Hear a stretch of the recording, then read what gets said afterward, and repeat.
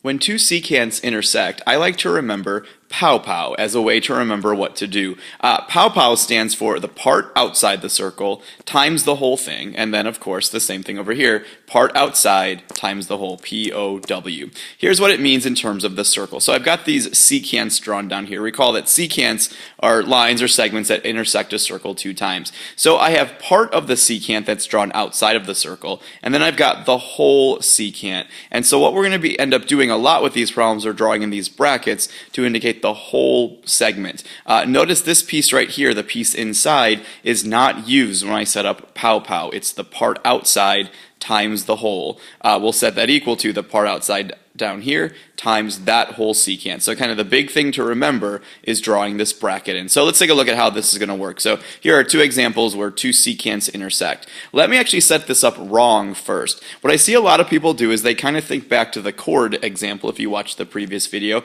and they just multiply these two pieces together. 9 times 6 is equal to x times 5. And if you do that, you will be wrong every single time. That absolutely will not work. Instead, what we need to remember is pow-pow, the part outside times the whole thing. So what I want to do first is draw in these brackets to find out the whole length of this segment. 9 plus 6 is 15. So this entire segment is 15 units long.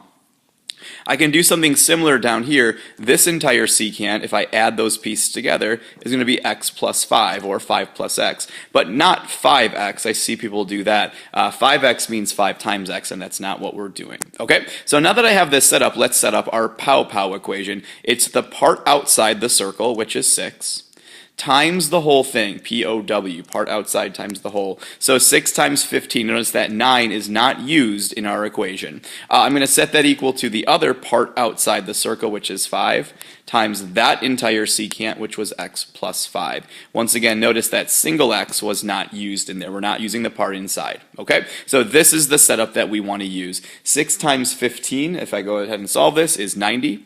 And then I'll remember to distribute over here 5x plus 25. The algebra is the easy part. It's setting up these that can be a little bit tricky using the geometry. So I'll subtract 25 from both sides and get 65 equals 5x.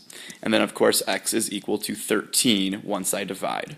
Okay, let's go ahead and try another example. This would be a great time to pause the video and make sure you've got this idea down.